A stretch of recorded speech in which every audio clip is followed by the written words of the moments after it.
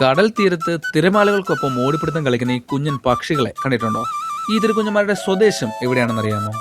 ഭൂമിയിലെ തന്നെ ഏറ്റവും തണുപ്പുള്ള ഒരറ്റത്താണ്. അതേ, സാക്ഷാൽ ആർട്ടിക് പ്രദേശം. ഞെട്ടിയോ?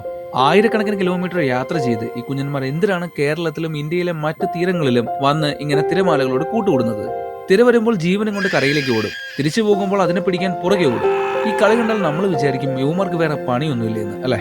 എന്നാൽ ഇതാണ് ഇവരുടെ ഉപജീവന മാർഗം. തിരമാലകൾ തിരിച്ചു പോകുമ്പോൾ മണലിൽ തെളിയുന്ന ചെറിയ ഞണ്ടുകളെയും വിരകളെയും പിടിക്കാനുള്ള ഇവരുടെ ഒരു കിടിലൻ ഓട്ടപ്പാച്ചിൽ പരിപാടിയാണിത്. കാല് നനയാൻ വലിയ താല്പര്യമില്ലാത്തതുകൊണ്ടാണ് തിര വരുമ്പോൾ ഇവന്മാരെ പേടിച്ചോടുന്നത്. ഈ കുഞ്ഞന്മാരുടെ പേരാണ് സാൻഡർലിംഗ്.